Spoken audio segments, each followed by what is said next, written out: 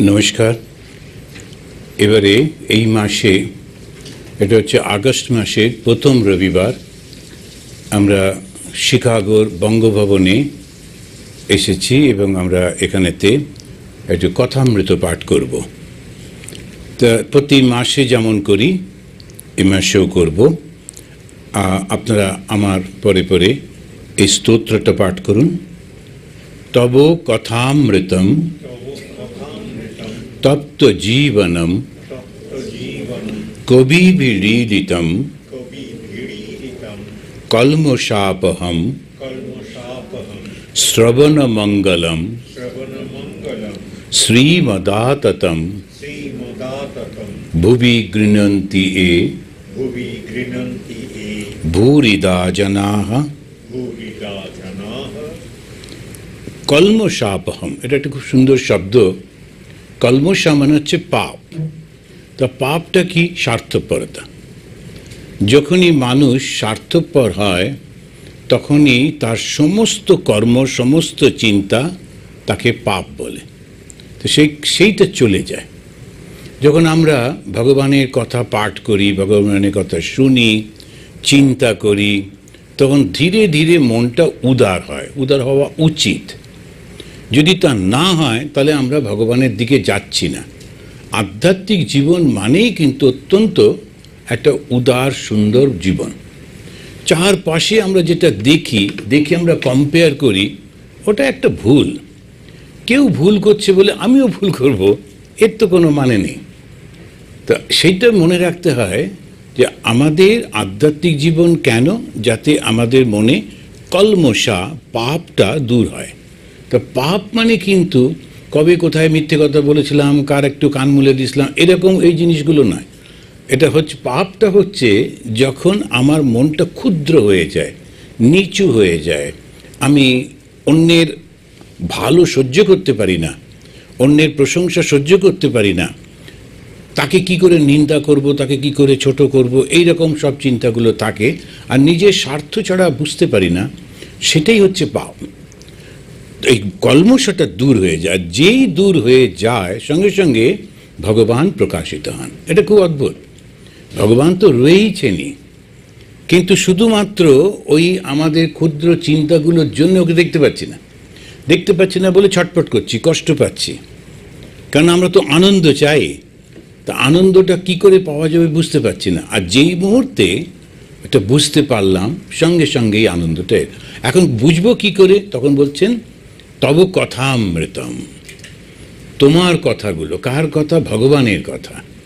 তো ভগবানের কথাগুলো যখন আমরা শুনি, এটা কোনো সাধু সন্তের কথা নয়, এটা কেউ একজন একটু বানিয়ে বানিয়ে ভালো ভালো কথা বলছে তাও না। এটা একদম স্বয়ং ভগবানের মুখ নিঃসৃত বাণী। সেই জন্যে এই ভগবানের মুখ নিঃসৃত বাণীটা যখন আমরা পাঠ করছি, যখন বলছি, তখন শুনলেও মঙ্গল, আর চিন্তা করলেও মঙ্গল, পাঠ করলেও মঙ্গল। আর সঙ্গে সঙ্গে যদি আমরা এর অর্থটা বুঝতে পারি তাহলে আরও ভালো। তো ওইটাই তখন বলা হচ্ছে। তা আমরা এই কথামৃতের চতুর্থ পরিচ্ছেদ, শ্রীরামকৃষ্ণ সিথির ব্রাহ্ম সমাজে ব্রাহ্ম ভক্তদের সঙ্গে রয়েছেন, সেটা পাঠ করছিলাম। তার মধ্যে এটা ঠাকুর শ্রীরামকৃষ্ণ শ্রীযুক্ত বেনি পালের সিথির বাগানে শুভাগমন করিয়াছেন। আর সিথির ব্রাহ্ম সমাজে ষান্মাসিক মহোৎসব, চৈত্র পূর্ণিমা, 10ই বৈশাখ রবিবার, 22শে এপ্রিল 1883 খ্রিস্টাব্দ, বৈকাল বেলা। খুব ডিটেলসে মাস্টারমশাই রেকর্ড করছেন। এটা কিন্তু খুব রেয়ার, আমরা সাধারণত করি না। পাট করে আমরা লেখাটা একটা কতগুলো নোট রেখে দিই, কিন্তু আশেপাশে কি হচ্ছে, কবে, কোথায়, কখন কিচ্ছু বলি না। ফলে ঐতিহাসিকতাটা থাকে না। এখানে ওই ঐতিহাসিকতাটা রাখার জন্যই মাস্টারমশাই বারবার বলেছেন। এটা আমরা খানিকটা পড়েছিলাম গত মাসে। সন্ধ্যার পর আদি সমাজের আচার্য শ্রীযুক্ত বেচারাম উপাসনা করিবেন। এখন এই ব্রাহ্ম সমাজ তৈরি হয়েছিল, হবার পর আবার ভাগও হয়ে গেল। আদি ব্রাহ্ম সমাজ, তারপরে নব্য ব্রাহ্ম সমাজ, সব ভাগ হয়ে গেল। যেমন একটু তো ঝগড়া হয়, ওই সব ভাগটাগ হয়, এরকম করে তো আমাদের এই একটা সবাই খুব প্রশংসা করে যে শিকাগোতে একটাই বাঙালি অর্গানাইজেশন আছে, এত বাঙালি থাকা সত্ত্বেও কি করে একটা আছে, এটাতে অনেকেরই একটা রিসার্চের বস্তু। কিন্তু আমার খুব ভালো লাগে যে এরা সবাই মিলে বড়দের সম্মান দিয়ে, তারপরে যারা যুবক তারা কাজ করছে, সব এমনি একত্রে রয়েছে। যেই আমরা একত্রে থাকতে পারবো সেটা প্রমাণ করে আমাদের মনটা উদার হয়েছে। এই যেমন রামকৃষ্ণ মিশনে আমরা ধরুন প্রায় 2000 সাধু আছি, আর এই 2000 সাধু এরা হচ্ছে পুরুষ। পুরুষের এমনিতেই একা থাকতে পছন্দ করে নিজের পরিবার নিয়ে, সে কখনো অন্যের সঙ্গে থাকতে চায় না, এগুলো নেচারের মধ্যে, প্রকৃতি। আবার তারপরে এই পুরুষরাও আবার প্রত্যেকেই শিক্ষিত, যে কোনো বিষয়ে একটু আপনি বলুন সঙ্গে সঙ্গে তার একটা কমেন্ট আছে আমাদের রামকৃষ্ণ মিশনে। সেই কারণে এখন এই যে এতগুলো পুরুষ শিক্ষিত, তারা যুক্তিসম্পন্ন মন, কিন্তু 100 বছর ধরে, 100 বছরের বেশি হয়ে গেছে একত্র রয়েছে। কি করে? তার কারণ তাদের মধ্যে বৈশিষ্ট্যটা হলো নিজের অহংকার, নিজের বিশেষত্বটাকে নিজেরা কমিয়ে রেখে সকলের জন্য যেটা সেটাই করে। কেউ কেউ পারে না, সঙ্গ ছেড়ে চলে যায়, আলাদা আলাদা করে করে। তাদের কারণ হচ্ছে ওরা যে বেরিয়ে চলে গেল, তার কারণ ও কিছুতেই অহংকারটা ত্যাগ করতে পারছে না, কিছুতেই ও অ্যাডজাস্ট করতে পারছে না। এটা বিরাট বড় একটা ব্যাপার একসঙ্গে থাকাটা। তো এই রামকৃষ্ণ মিশন, এবং আজ এটাও আমার খুব ভালো লাগে যে এরা অন্তত করতে পারে। তা এইরকম একটা সমাজ, কিন্তু এখানেতে ভেঙে গেছে। এই সমাজটা শুরু হয়েছিল রাজা রামমোহন রায়, এরা সব করলেন টললেন, তারপরে ধীরে ধীরে তারপরে ভেঙে টেঙে গেল। তো যাই হোক, আদি সমাজের, আর ঠাকুরের তো আদি আর নব্য তো কি শেষে যায় না। যেখানেই লোকেরা একসঙ্গে হয়েছে উনি গিয়ে হাজির হলেন, একটু কথা বলবেন। কেন? কেন এরা সব শিক্ষিত লোক। ভগবান শ্রীরামকৃষ্ণদেবের লক্ষ্য করে যদি দেখেন, সবসময় শিক্ষিত লোকেদের কাছে যাচ্ছেন। কেন যাচ্ছেন? কেননা এরা যদি জিনিসটা বুঝতে পারে তাহলে সব জায়গায় ছড়িয়ে পড়বে। ভাগবতেও আমরা দেখি যে যখন ভাগবতটাকে প্রচার করতে হবে, তো যিনি লিখলেন ব্যাসদেব, তিনি তার ছেলেকে ডাকলেন। আর ছেলে হচ্ছেন একেবারে পিওর বেদান্তি, একদম চরম বেদান্তি, কোনো ভগবান টগবান মানে না, ও সবসময় নিজে মধ্যে রয়েছে। আর তখনকার দিনে বেশিরভাগ সব বেদান্তি ছিল। এখন হঠাৎ করে যদি কেউ ভগবানের কথা বলে, মানতে চাইবে না লোকে, লোকে মানে ওই শিক্ষিত সমাজটা, মুনিদের ঋষিদের সমাজটা। সেই জন্যে উনি কী করলেন, একেবারে জ্ঞানীদের মধ্যে সবথেকে শ্রেষ্ঠ যে ওনার ছেলে অবশ্য সেটা করতো না, কোনো রিলেশন বোধ ছিল না, কিন্তু তাকে কোনো রকমে বুঝিয়ে ভগবানের লীলার কথা শোনালেন। এটা এত চার্মিং, ভাগবত এত সুন্দর, তখন ও নিজেই খুব খুশি হয়ে গেল। এরপরেতে ও যখন শুনল যে রাজা পরীক্ষিত তিনি মারা যাবেন বলে অপেক্ষা করছেন, তখন ও চলে গেল ওইখানে, এবং ওখানেতে প্রচুর সাধু সন্ত এসে সব জুটলেন। ওই তাদের মধ্যে ভাগবতটা বললেন একেবারে সুখদেব। তা সুখদেব চরম জ্ঞানী, তিনি বললেন ভাগবতের কথা, ভগবানের কথা, দ্বৈত ভূমির কথা। তখন সবার মধ্যে ওটা ছড়িয়ে গেল, আর তাড়াতাড়ি সমাজের মধ্যে ছড়িয়ে পড়ল। সাধারণ মানুষ দ্বৈতভাবেই তার পক্ষে মঙ্গল, অদ্বৈত ভাব সবার জন্যে না।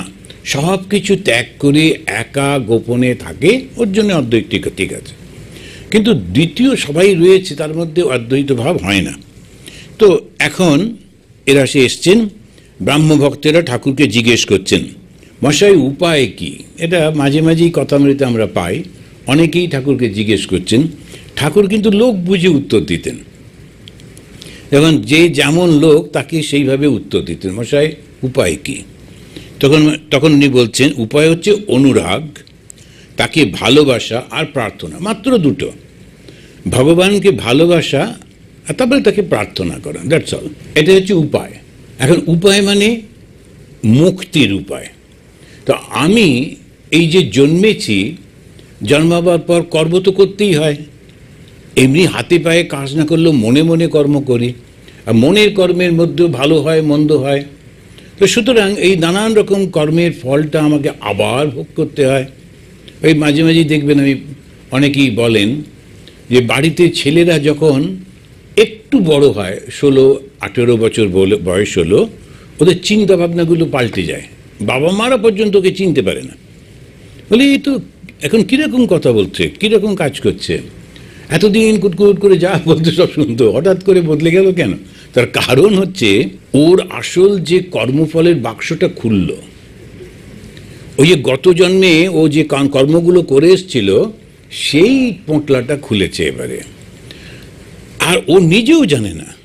এবারে ওই কর্মফল ওকে ঠেলে ঠেলে নিয়ে চলবে, কিছুতেই আপনি ঠিক করতে পারবেন না। সেই জন্যে এই সাধু সঙ্গ, তারপরে গুরু করা, তারপরে মন্দিরে যাওয়া, এই করে করে করে যদি একটুখানি ওই কর্মটাকে একটু কম করা যায়। কিন্তু বাবা মা কোনো সাহায্য করতে অতটা বেশি পারে না, গুরু একটু গাইড করেন, কিন্তু সবই নিজের উপর নির্ভর করে। তো মশাই উপায় কি জিজ্ঞেস করছে? উপায় হচ্ছে মুক্তি। মুক্তি কিসে? জন্ম মৃত্যু জরা ব্যাধির ওই চক্র থেকে আমরা বেরিয়ে যেতে চাই। কেন যেতে চাই? যে যত ধর্ম আছে, ধর্ম ব্যাপারটাই হচ্ছে ওইটা।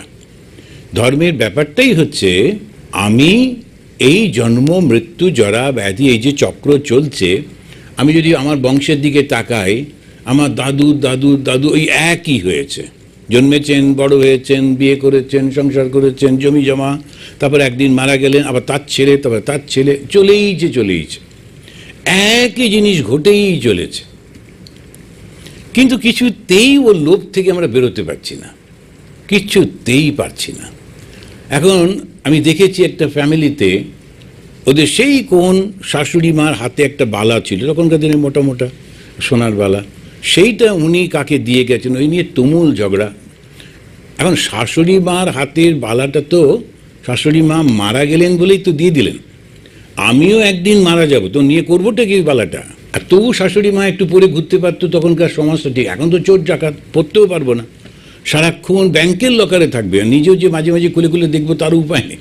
তথাপি লোভে পড়ে মারামারি করছি, ঝগড়া করছি, আমি কেন পাবো না, ও কেন পাবে। এইটা হচ্ছে অজ্ঞান। অজ্ঞান হচ্ছে ওইটা, থাকবে না তো কিছু, নিয়ে করবোটা কি, কিচ্ছু থাকবে না।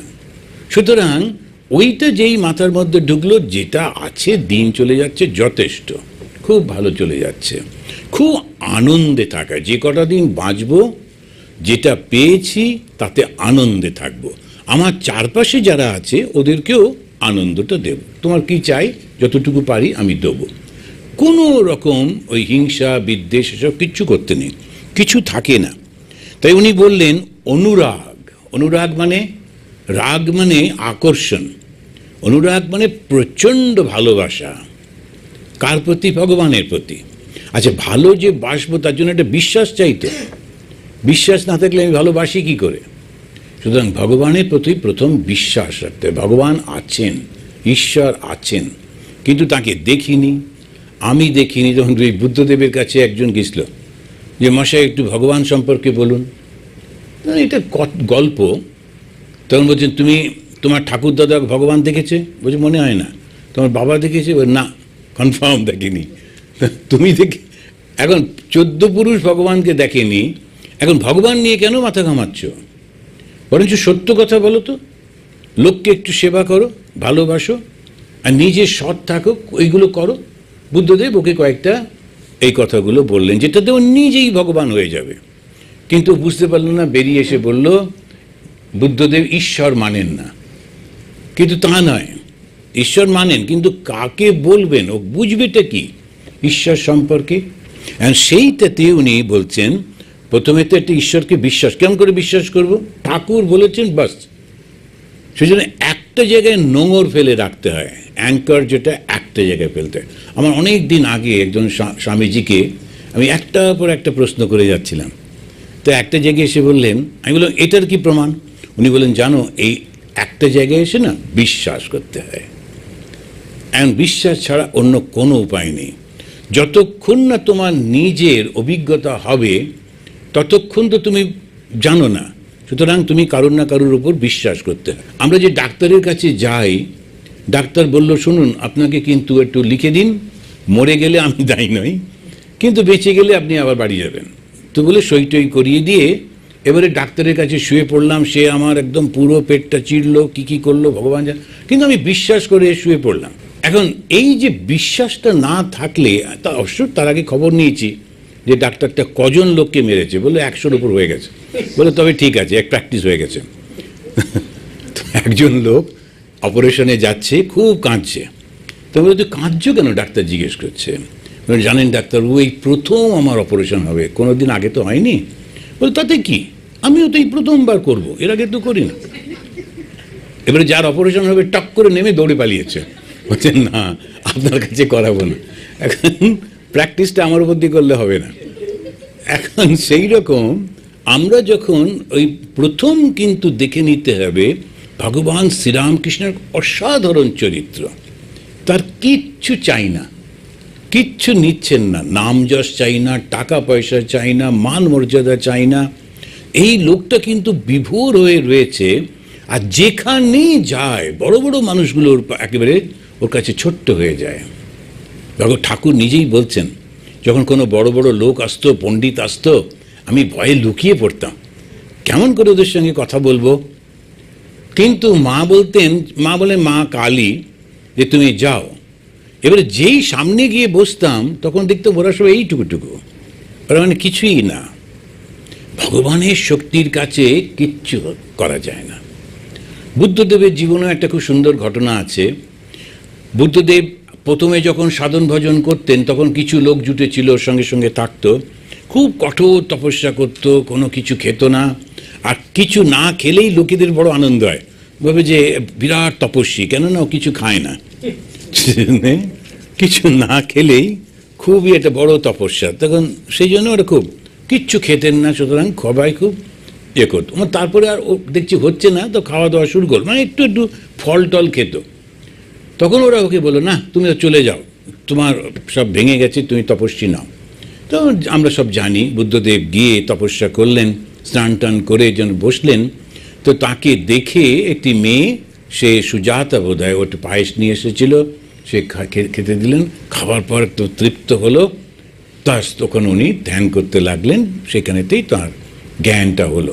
এবারে জ্ঞান লাভের পর যখন ফিরছেন, তখন ওই পথ দিয়ে ফিরছেন, ওখানে যে ছোট্ট বাড়িটা করে ওই 5 জন থাকতো, ওরা দূর থেকে ওকে দেখে বলছে, না উনি এলে না, আমরা ওকে কোনো সিট ছেড়ে দেবো না, ওকে বলবো না বসো, আর আমরা উঠে দাঁড়াবো না, কোনো রকম সম্মান দেবো না।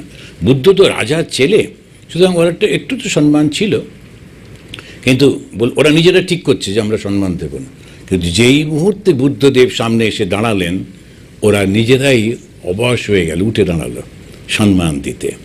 ভগবান শ্রীরামকৃষ্ণকেও দেখি, তখনকার দিনে বিখ্যাত বিখ্যাত লোকের কাছে যাচ্ছেন, আর তারাই কীরকম হয়ে যাচ্ছে, একেবারে অজ গ্রামের একটি লোক, তার গ্রামের সেই টানটাতে কথা বলতেন, বাঁকুড়া সেই গ্রামে টানে কথা বলছেন, তারপরেতে একটু তোতলা ছিলেন বলে শোনা যায়, তথাপি মুগ্ধ হয়ে যেতেন ওদের কথাবার্তা শুনে। কেন? কেন স্বয়ং ভগবান, সেই জন্যেই এটা প্রমাণ করে। তো এই তিনি যখন বলেছেন, সত্যি বলছি ঈশ্বর আছেন, ঈশ্বরকে দেখা যায়, তার সঙ্গে কথা বলা যায়, বাস আমার ওটাতে বিশ্বাস। আমি নিজে দেখিনি বটে, কিন্তু উনি যখন বলেছেন এই বিশ্বাস করলাম। যেই বিশ্বাস হলো তখন ভালোবাসা। কেন ভালোবাসা? যে ঈশ্বর সবাইকে কত ভালোবাসেন, সবার জন্যে কত কি করে যাচ্ছেন, তখন একটা অনুরাগ হয়। তারপরে তখন ঈশ্বরের জন্য একটু রান্না করব, তাকে একটু সাজাবো, কোনো একটা কিছু পেলাম প্রথম ওকে দেবো। তো সব কিছুতেই যখন ভালোবাসা হয় তখন ওইভাবে। আমি দেখেছি ছেলে মারা গেছে, কিন্তু মা ওর ছবির সামনে সবসময় গল্প করতেন, কিছু এলো, এ দেখ বাবু, এর হয়েছে, ওই হয়েছে। অন্যরা দেখলে একটু কিরম লাগবে, কিন্তু মা কিন্তু মনে করছে না ছেলে মারা গেছে। তো ওটাখানে তো এই যে ভালোবাসাটা রয়ে গেল ভগবানের সঙ্গে, সেই জন্যে সবসময় গল্প করতে হয়, কথা বলতে হয়, ঘুরছি ফিরছি সব কিছুতে। মা শ্রী শ্রী মা শারদামণি দেবী ঠাকুরের একটা ছবি নিয়ে যেতেন, আর যেখানে ঠাকুর যাননি ওখানে ওই ব্যাগ থেকে ছবিটা বের করে বলতেন, এই দেখো এই জায়গাটা তো তুমি দেখো নি, খুব ভালো জায়গা। তো ছবিটা দেখিয়ে দেখিয়ে দেখাতেন, বিশ্বাস যে ঠাকুর আছেন। তো এরকমভাবে ভগবানের প্রতি ভালোবাসা, বিশ্বাস যখন এসে যায়, তখন কি হয়? প্রার্থনা করতে হয়। প্রার্থনা মানে কি? ভগবানের সঙ্গে কথা বলা। তো একজন খুব সুন্দর বলেছিলেন, যখন আমরা ভগবানের সঙ্গে কথা বলি সেটা হচ্ছে প্রার্থনা, আর যখন ভগবান আমার সঙ্গে কথা বলে সেটা হচ্ছে ধ্যান। কেন? তখন আমি স্তব্ধ হয়ে শুনছি ভগবান কি বলছেন। তা এই যে প্রার্থনা করা মানে এই নয় যে আচ্ছা শোনো, আমার কিন্তু সকালবেলা একটা লিস্ট তৈরি করে ফেললো, তারপরে সেই লিস্টটা ভগবানকে দিলাম, এরকম না। দৈনন্দিন কথাবার্তাগুলো সব কিছুতে। তো ভদ্রলোক যখন জিজ্ঞেস করলেন, মশাই উপায় কি? ঠাকুর বললেন, প্রথম হচ্ছে অনুরাগ, তারপরে ভালোবাসা, প্রার্থনা। ব্রাহ্মভক্ত সে আবার স্পেসিফিক, সে বলছে আগে অনুরাগ না প্রার্থনা? তখন উনি বলছেন আগে অনুরাগ, পরে প্রার্থনা। প্রার্থনা তো চাওয়া, আমি বলছি দাও। কাকে? ভালোবাসাই নেই, ও দেবে কেন? যার সঙ্গে ভালোবাসা নেই, সম্পর্ক নেই, সে দেবে কেন? সেই জন্যে ওইটাই। আজকে একজন ভদ্রলোক এসে বলছেন, আমার না বেশ কিছুদিন চাকরি চলে গেছে, তা আপনার সোর্স লাগিয়ে আমাকে একটা চাকরি দিতে পারেন? না, আপনাকে কি আগেই দেখেছি? না, আমি আপনার কাছে আগে আসিনি, কিন্তু আমি শুনেছি যে আপনি অনেক পপুলার, আপনার সোর্স আছে। তখন তাই বললাম আচ্ছা দেখো দেখি। তো আগে ভালোবাসাটা হবে, তো আগে 2-5 দিন আয়, একটুখানি চানাচুরের প্যাকেট ট্যাকেট নিয়ে, তারপরে একটু ভালোবাসা হোক। নইলে শুধু শুধু পড়াং করে এসে বললে। তবুও আমার খুব মজা লাগলো ওর কথা শুনে, দুঃখ লাগলো যে একটা মাঝবয়সী মানুষ। তো তখনই আমাদের ওখানে একজন ভদ্রলোক ঢুকলেন, ও একটু বেশ কাজের লোক, একটু ভালো অফিসার। ওকে বললেন তুমি একটু কথা বলে দেখো। ওরা দুজনে কথা বললো। তো এখন এই প্রথমে অনুরাগ হতে হবে, বিশ্বাস হতে হবে, ভালোবাসা আসতে হবে, তারপরে প্রার্থনা করতে হবে। তারপরে ঠাকুর বলছেন, ডাক দেখি বোন ডাকার মতো, কেমন শ্যামা থাকতে পারে। এ খুব সুন্দর একটা গান আছে, ডাক দেখি মন ডাকার মতো। এখন একলা একলা নির্জনে গোপনে যখন ভগবানকে ডাকা যায়, তারপরে যদি চোখ দিয়ে জল পড়ে, কেউ দেখছে না, কেউ শুনছে না, আমি আর ভগবান শুধু, তখন মনটা হালকা হয়ে যায়। তখন মনে হয় যেন না, কেউ একজন শুনেছেন, কেউ একজন দেখেছেন, আর সত্যি সত্যি শোনেন, সত্যি সত্যি হয়। কিছু না কিছু ভাবে দেখা যায় সমস্যাগুলো সব সমাধান হয়ে যাচ্ছে। আর শ্রীরামকৃষ্ণ সুর করে গানটা গাইতে লাগলেন। তারপরে বলছেন, আর সর্বদাই তার নাম গুণকীর্তন করতে হয়। সর্বদাই তার নাম গুণকীর্তন প্রার্থনা করতে হয়। তার নাম করা, ভগবানের নাম করা, কিন্তু নামের সঙ্গে সঙ্গে গুণটাও। কেন গুণটা? শুধু নাম করলে হবে না। যদি গুণটা আমার জানা না থাকে, তাহলে আমার মধ্যে ওই কোয়ালিটিটা আসবে না। তো ধর্মটা কি? ধর্ম মানুষকে ভগবান বানিয়ে দেয়। যেমন স্বামী বিবেকানন্দের যে কথা, উনি বলছেন, religion is a process that makes a brute unto man, man unto God. Religion is a process, একটা সিস্টেম, একটা পদ্ধতি, একটা প্র্যাকটিস। সেটা মানুষটাকে, যে মানুষটা নিজের জন্যে বাঁচে, নিজের স্বার্থ আছে, এটা ওটা, কিন্তু সেই প্রসেসে সেই লোকটি একদিন ভগবান, ভালো মানুষ হয়। ভালো মানুষ মানে হচ্ছে অন্যের জন্য কনসার্ন, চিন্তা করে, এবং তারপরেই সে ভগবান হয়ে যায়। তা এইটা মানে হচ্ছে তার নাম আর গুণগুলো নিতে হবে। আমরা হই হই করে রাম নাম করে বেড়াচ্ছি, কাকে মারবো কাকে মারবো বলে রামের ছবি নিয়ে, মারার লোক পাচ্ছি না বলে দু একটা এটা ওটা ভাঙচি টাঙছি। এখন সেটাই কি রামের উপর ভালোবাসা দেখানো? তা কিন্তু না।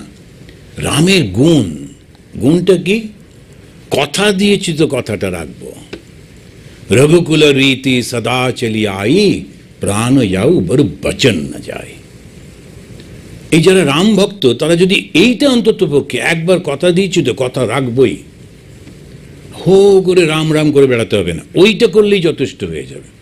রামের যত আশীর্বাদ সব ওরা পাবে, ওই গুণটা। শুধু রামের নাম বললে হবে না, রামের গুণটা দেখতে হবে। রামের গুণটা কি? রামের গুণ হচ্ছে, তিনি কিন্তু রাজ্যের উপরে কোনো লোভ করতেন না। যেটা ঠিক সেটাকেই তার করা, সেই লোভটা তার মধ্যে ছিল না। একবার যদি কেউ তার কাছে কোনো সাহায্য চেয়েছে, উনি কখনো না করতেন না। আমি এটা অবশ্য করে দেবো।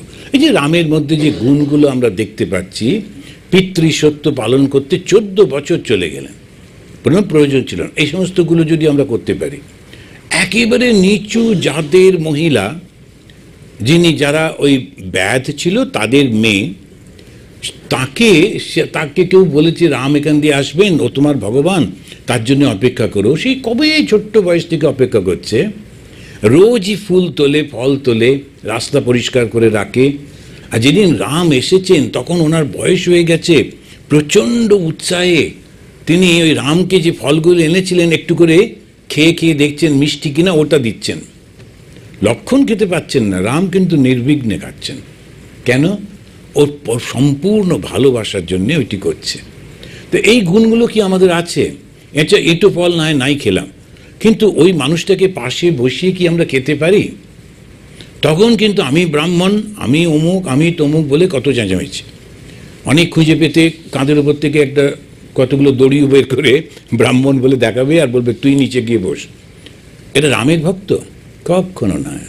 সেই জন্য নাম আর গুণকীর্তন, গুণটা করতে হবে, তা না হলে হবে না। রামের গুণটা, ঠাকুরের যারা ভক্ত তারা ঠাকুরের মতো হতে হবে। তো শ্রীরামকৃষ্ণ সর্বধর্ম সমন্বয়ের কথা বলছেন, সবাইকে ভালোবাসার কথা বলছেন, সর্বভূতে তিনি আছেন সেই কথা বলছেন। আর ঠাকুরের ভক্ত হয়ে আমরা যদি অমুকের সঙ্গে কথা বলবো না, ওদেরকে ঢুকতে দেবো না, এদেরকে প্রসাদ দেবো না, ওদের প্রসাদ খাবো না, এরকম করি, তাহলে কি আমরা ঠাকুরের ভক্ত? অন্যরা যা করছে করুক গে, আমি তো শ্রীরামকৃষ্ণকে ভালোবাসি। শ্রীরামকৃষ্ণের যে গুণগুলো ছিল ওইটা যাতে আমার মধ্যে আসে। তা ভগবানের নাম, গুণকীর্তন, তারপরে প্রার্থনা। ওই প্রার্থনার উপর জোর দিচ্ছেন। প্রার্থনা হচ্ছে সবসময় ভগবানের সঙ্গে কথা বলা, এটার উপরে জোর দিচ্ছেন। পুরাতন ঘটি রোজ মাজতে হবে। একবার মাজলে কি হবে? বিবেক, বৈরাগ্য, সংসার অনিত্য, এই বোধ করতে হবে। পুরনো ঘটি মানে হচ্ছে মনটা, রোজ একটু করে করে মাজতে হবে, তাহলে চকচক করবে। তারপরে বলছেন বিবেক, বৈরাগ্য। বিবেক মানে বিচার, বৈরাগ্য মানে ত্যাগ। আমি বিচার করে দেখলাম এটার কোনো স্থায়িত্ব নেই, আমি এটা নিয়ে করবোটা কি, এই বিবেকটা সবসময় রাখতে হয়। একজন ভদ্রলোক, সে মঠে, বেলুর মঠে অনেক দিন আগে, তখন রাজা মহারাজ হচ্ছেন প্রেসিডেন্ট, তা প্রেমানন্দজি হচ্ছেন ম্যানেজার, কিন্তু খুবই গরিব অবস্থা। তো একটা লোক এসছে কিছু টাকা নিয়ে দেবে বলে, এবং একটু বড় লোক, সে টাকা নিয়ে এসেছে দেখে প্রেমানন্দজি খুব ছুটে ছুটে রাজা মহারাজের কাছে গেছেন যে একটু বড় লোক তো, একটু খাতির টাতির করলে যদি টাকাটা দেয়। এখন উনি তো ম্যানেজার না, ওনাকে সব কিছু ম্যানেজ করতে হয়, টাকা, চাল ডাল তেল নুন, এতগুলো লোক খাবে কি করবে।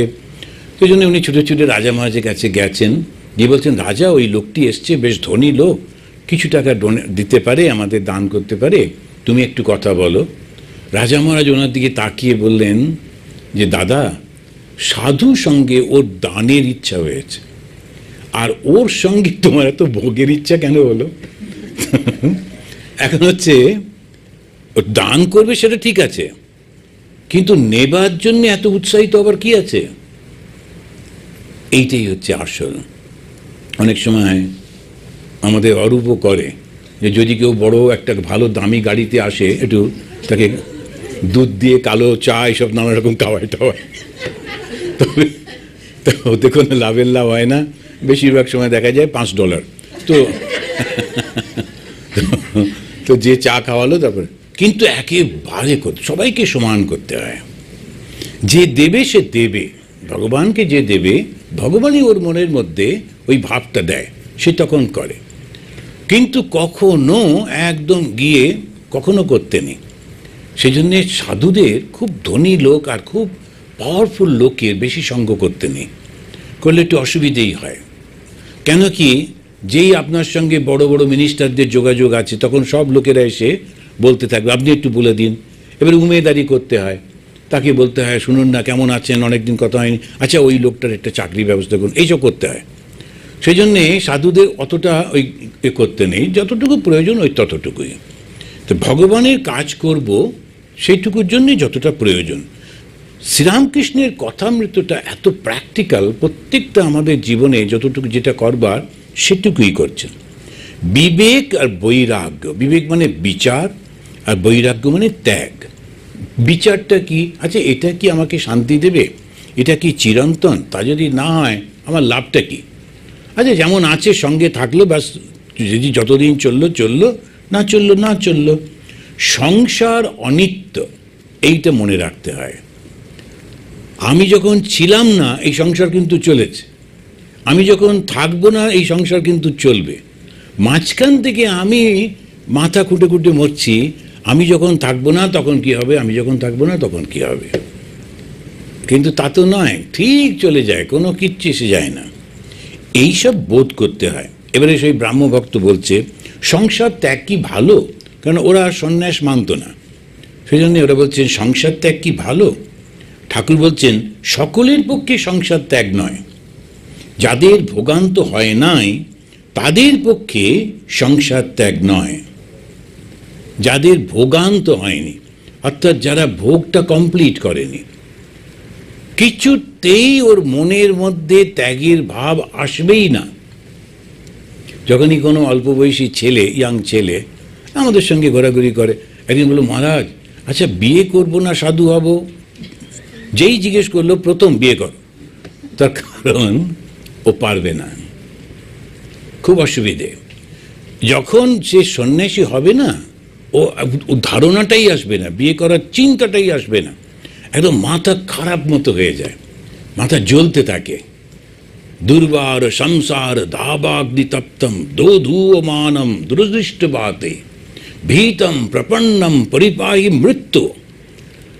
আমাদের শঙ্করাচার্য তার বইতে বলছেন ঠিক ঠিক বৈরাগ্য হয় তাহলে মনে হয় সংসারটা একটা দাবানল, সব পুড়ে যাচ্ছে, আমি কোথায় যাব, কার কাছে বাঁচব, সবাই শুধু দাও দাও করছে। ও তখন ছুটে পালাতে থাকে সংসার থেকে। সংসারে বেশ ভালো লাগছে, ওর দ্বারা সংসার হবে না। আমাদের একজন যে ব্রহ্মচারী, যে একটা ছোট্ট বাচ্চা মেয়ে ছুটুট করে বেড়াচ্ছে না, যেমন 1-2 বছরেরগুলো হয়, একটা মিটিং চলছে, সেখানে লোকেশ্বরজি মহারাজ বসছিলেন, উনি দেখছেন, তো সব বাচ্চা একটু ঘুরছে, আমরাও সব দেখলাম। একটি ব্রহ্মচারী ওকে গিয়ে কোলে তুলে এই করে ওই করে, মহারাজ ওকে এমন করে দেখলেন, দেখে দেখে তারপরে যখন সব অনুষ্ঠান টনুষ্ঠান হয়ে গেছে, রাত্রিবেলায় খাওয়া দাওয়া সব হলো, তারপরে ওকে ডেকে বললেন তুমি বাড়ি চলে যাও, তুমি খুব ভালো মামা কাকা সব হতে পারবে, সন্ন্যাসী হতে পারবেন। কেননা ওই একটা ভীষণ আকর্ষণ বাচ্চাদের প্রতি, ওইসব হবে না। সন্ন্যাস না এটা একেবারে অন্যরকম জিনিস, এই বাইরের পোশাক টোশাকে বোঝা যায় না, লোক দেখে বোঝা যায় না, এটা মানসিক একেবারে ভীষণ ভালোবাসে কিন্তু কোনো অ্যাটাচমেন্ট নেই। এইটা যে যেটা করতে, সেই জন্য উনি বলছেন সংসার ত্যাগ সবার পক্ষে নয়। মাস্টারমশাই তিনি এসে ঠাকুরকে মাঝে মাঝেই বলতেন আগে বেরিয়ে পড়ি, চলে যায়, কিছুতেই ছাড়ছেন না ঠাকুর, না তোমার দ্বারা হবে না, তুমি গিয়ে সংসারে থাকো। মাস্টারমশাইকে তিনি ত্যাগ করতে দিলেন না। আবার স্বামী বিবেকানন্দের একটা সম্বন্ধ এসেছে, তখনকার দিনে বড় লোকেরা তারা খুব বুদ্ধিমান ছেলে টেলেদেরকে লন্ডনে পাঠিয়ে দিত, দিয়ে ওকালতি পড়িয়ে ব্যারিস্টার করে নিয়ে এসে মেয়ের সঙ্গে বিয়ে, প্রথমে আগে বিয়ে দিত তারপরে পাঠাতো, দিয়ে তারপরে সে ব্যারিস্টার হতো। এখন স্বামী বিবেকানন্দের ওই রকম একটা সম্বন্ধ এসেছে শুনে ঠাকুর শ্রীরামকৃষ্ণদের ছুটে ছুটে মা কালীর কাছে গিয়ে বলছেন মা ওকে বাঁধিস নি, ওকে বাঁধলে কাজ কাকে নিয়ে করব। তো এই যে ব্যাপারটা হচ্ছে ওই রকম, সংসারটা একদম অন্য রকমের, সংসার ত্যাগ করার যে ভাবনাটা আসে একদম অন্য। সন্ন্যাসী হয় পূর্বজন্মের কর্মফলে, কিন্তু হবার পর ভুলে যায়, গিয়ে নানান রকমের ভোগের মধ্যে ঢুকে পড়ে, আমাকে এরকম করতে হবে, এইটা খাবো ওইটা খাবো না। বিশেষ করে যারা এদেশের লোক, এদেশে এসেই শুনলাম ভেগান ভেগান মানে আগের গিয়ে আমাদের দেশে যা দেয় তাই খায়, মুড়ি চানাচুর আর কি যেন তেলে ভাজা, তারপরে শুনলাম নাকি ওদের বেশি খেতে নেই, তো খাওয়া যাওয়া হয়ে গেছে আর কি করা। তাই এদেশে এসেই শুনছি সবসময় পেছন দিকে লেখাটা পড়ে, আমি এখন আজকাল পড়ি যে কত আমাদের দেশে পেছন দিকে লেখা থাকে কি আমি জানি না, থাকলেও কে দেখছে, খেয়ে দিলাম। এখন এই যে জিনিসগুলো এরা এত বেশি বডি কনসিয়াস ইত্যাদি ইত্যাদি হওয়ার পরেও নানা রকম এরকম করতে থাকে, সংসারে এসব করবে না। তারপরে পূর্ব যে বংশের তার সম্পর্কে বলা, আমার এই ছিল ওই ছিল, আমার বাবা কাকা এনা তেনা, এই জায়গায় পড়েছি ওই জায়গায়, একেবারে বলবে না, কখনো বলবে না। কেন? উই হ্যাভ বার্নড ইট।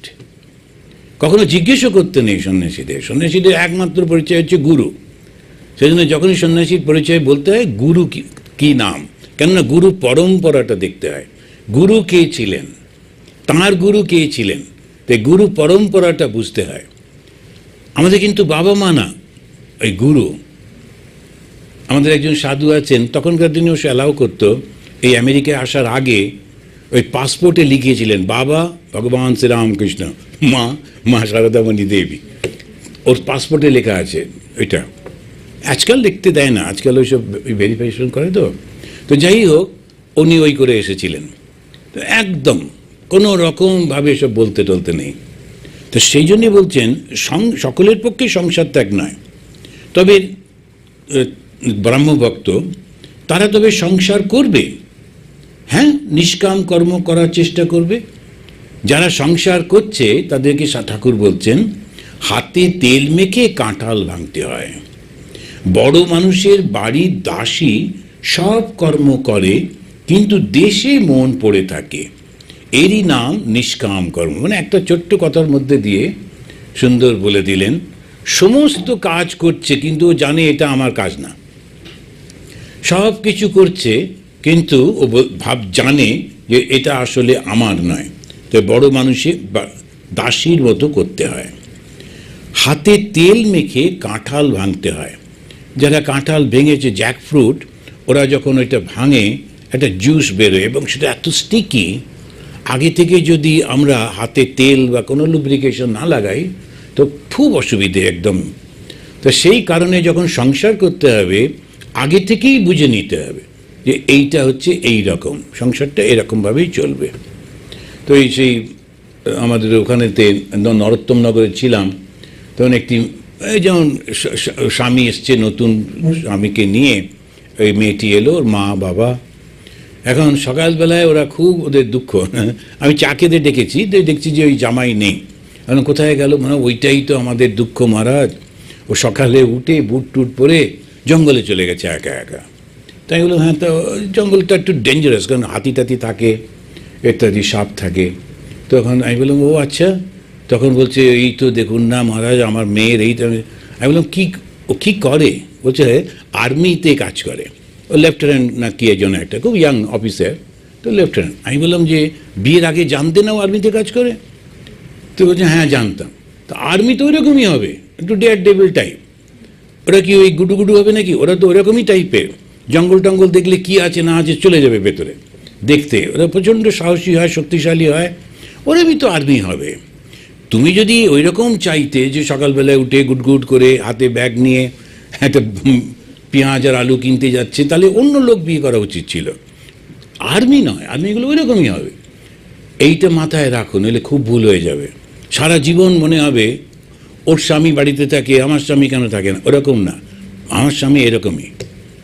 তা না হলে এইটা হচ্ছে প্রথম ডিসিশনটা নেবার আগে ঠিক করে নিতে হয়, তারপরে ওইভাবে জীবন চলতে হয়। আমাদের যেমন সাধু জীবনে কে দেখবে, এসে দেখলো না দেখলো তার কি করা, নিজেই গুটগুট করে একটু জল খেতে হয়, ওষুধ খেতে হয়, কি করা যাবে, কোনো উপায় নেই। এখন যে ডিসিশনটা নিতে হবে সেটা আগে ভেবে চিন্তে নিতে হবে, নেবার পর কিন্তু ওটার উপরে স্টিক করে থাকতে হবে। তো সেই জন্যই উনি বলছেন যে সংসার যখন করবে না নিষ্কামভাবে করো। কেন? সংসারে দুঃখ আসবেই আসবে, সংসারে দুঃখ হবে না কখনো হয়? সবসময় একটা সমস্যা আসতেই থাকে। কেমন করে বেঁচে থাকবো? এটা দুদিনের, চলে যাবে, আচ্ছা এটা হয়ে গেছে ঠিক আছে, নেক্সট দেখা যাচ্ছে পরে কি হয়।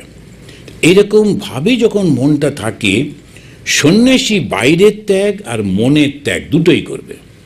আর গৃহী তারা বাইরে ত্যাগ করবে না, কিন্তু মনে মনে জড়িয়ে পড়বে না, মনে মনে ত্যাগটাই থাকে। আমি অনেককে দেখেছি আমাদের এই গৃহস্থদের মধ্যে, খুব সুন্দর সুন্দর জীবন।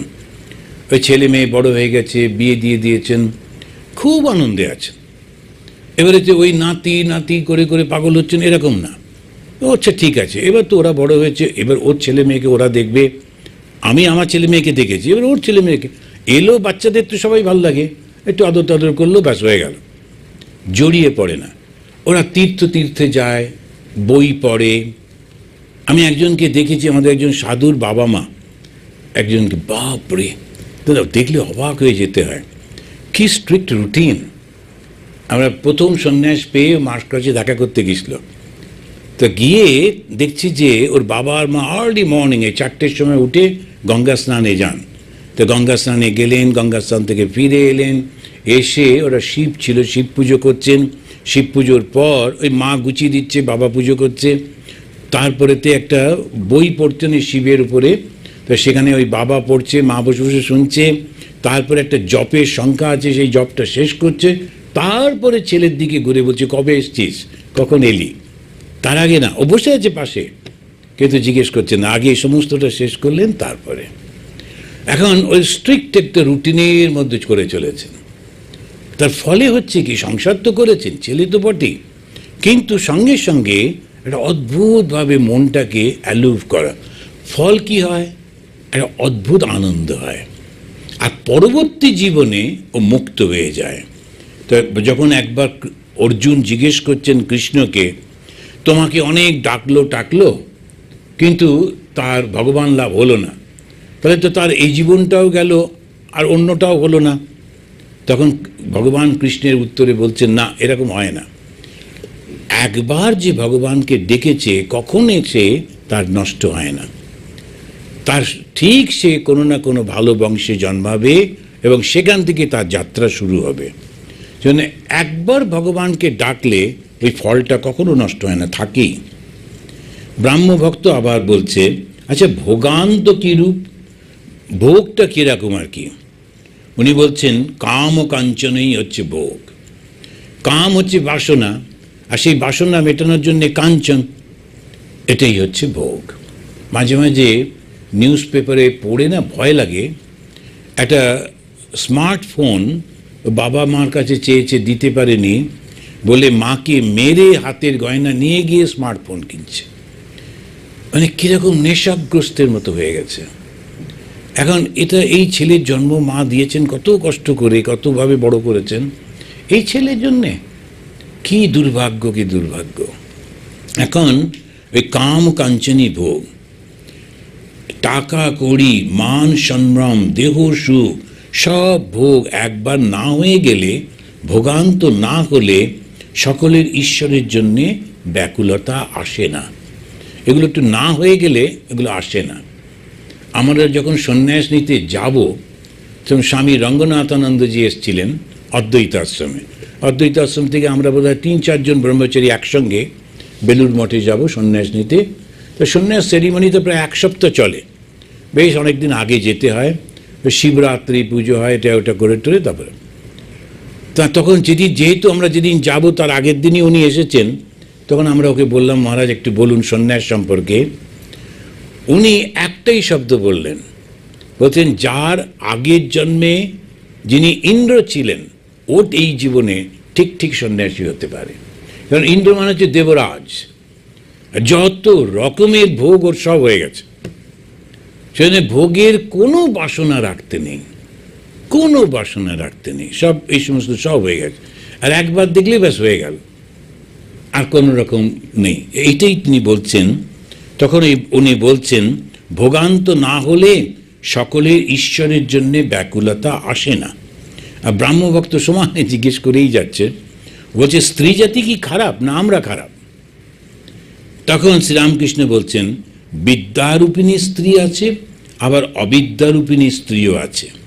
বিদ্যারূপিণী স্ত্রী ভগবানের দিকে লয়ে যায়, আর অবিদ্যারূপিণী স্ত্রী ঈশ্বরকে ভুলিয়ে দেয়, সংসারে ডুবিয়ে দেয়। কারণ ভোগের যে ইচ্ছা থাকলে জোর করে প্রেশারাইজ করে খুব সমস্যার সৃষ্টি হয়। তো সেই কারণে উনি বলছেন বিদ্যারূপিণী স্ত্রী, অবিদ্যারূপিণী স্ত্রী।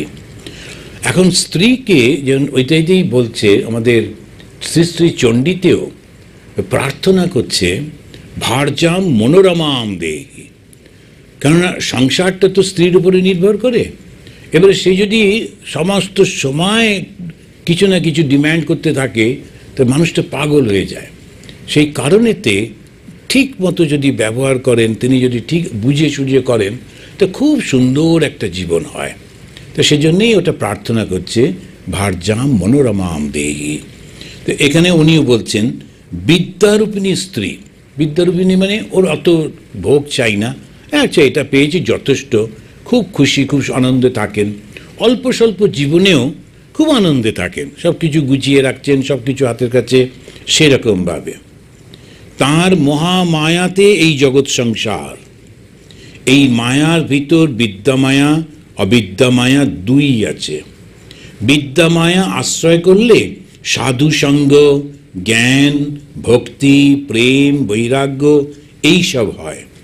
অবিদ্যামায়া এই পঞ্চভূত আর ইন্দ্রিয়ের বিষয়, রূপ, রস, গন্ধ, স্পর্শ, শব্দ, যত ইন্দ্রিয়ের ভোগের জিনিস, এরা ঈশ্বরকে ভুলিয়ে দেয়। তো সেই জন্যে কিছুতেই মনটা যেতে চায় না, সব সময় মনে হয় আচ্ছা ওখানে গিয়ে এটা পার্টি, ওইটা পার্টি, ওইটা পার্টি করতেই থাকে। আছেটা কি? ওই কতগুলো লোক একের সঙ্গে বসলো, একই সেই গল্প, হো হো হা হা করা, কে ভোটে জিতবে নিয়ে একটা চললো তারপরে ও কি রান্না করেছিল, তার কি হয়েছিল, এই করে সময়টা কেটে যায়, কিন্তু মনটা তো উঁচুতে ওঠে না।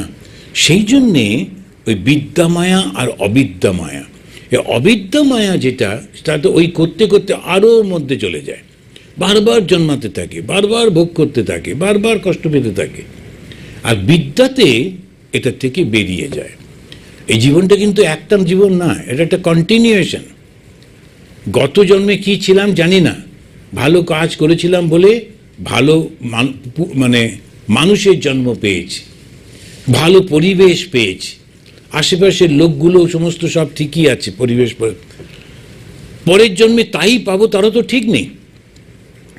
সেই জন্যে আমি বিশ্বাস করি বা না করি, কর্মফল তো আছেই। আমি যদি মানুষকে ঠকাই, যদি অহংকার করি, তখন কষ্টটা পেতে হবে কাকে? আমাকেই তো পেতে হবে। সেই জন্যেই এই যে ধর্ম পুরো ব্যাপারটা হচ্ছে নিজের জন্যে, নিজেকেই তো পেতে হবে। তার মহামায়াতে এই জগৎ সংসার চলছে। সাধু সঙ্গ করলে তখন জ্ঞান, ভক্তি, প্রেম, বৈরাগ্য। সাধু সঙ্গ মানে কি? সাধু সঙ্গ মানে সাধুর উপরে এর পরের দিন আমরা এটা নিয়ে একটু আলোচনা করব। এটা অসাধারণ একটা চরিত্র, যেটা ভগবানেরই একটা রূপ। তো তিনি একেবারে জগতে মানুষের রূপে থাকেন, আর তিনি মানুষকে ওইভাবে শিক্ষা দেন। তো তাকে পেলে তখন ধীরে ধীরে নিজের মনের মধ্যেই আনন্দটা আসে, যে যখন মানুষ দেখে তখন সেটা করতে ইচ্ছে করে, তার কথাগুলো শুনতে ইচ্ছে করে, কথা শুনলে ভালো লাগে, তখন এই ধীরে ধীরে ধীরে করতে হয়। এটা ঠিকই, আমি তো এখানে বসে বসে এই কথাগুলো বলে দিলাম, কিন্তু সংসারে যারা একদম রয়েছেন নানান রকমের কত ঘাত প্রতিঘাতের মধ্যে দিয়ে যেতে হয়, কত রকমের সমস্যার মধ্যে দিয়ে যেতে হয়। কিন্তু যদি ভগবানকে ডাকা যায় তো ধীরে ধীরে এই ভাবটা কিন্তু দেখবেন ওই সমস্ত সমস্যাগুলো সমাধান হয়েই যায়। ঈশ্বরের একটা অদ্ভুত কৃপা আছে, যদি একবার করে ডাকা যায়, সবসময় তাকে বলা যায় যে বড্ড কষ্ট হচ্ছে মা, একটুখানি ব্যবস্থা করো। গত কর্মের ফলে তো কষ্টটা হবেই, ওই জন্যই তো পেয়েছি। আমাদের যা কিছু ঘটছে কর্মের ফলেই তো হচ্ছে। এখন এই কর্মফলটা আসে কখন, এটা একটা প্রশ্ন।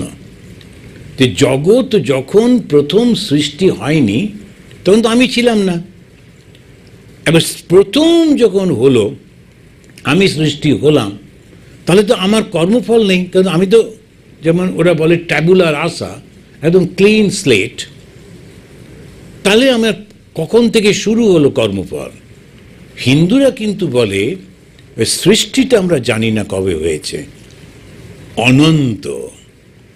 তাই স্বামী বিবেকানন্দ বলছেন এটা সৃষ্টি না, এটা ক্রিয়েশন না, প্রজেকশন।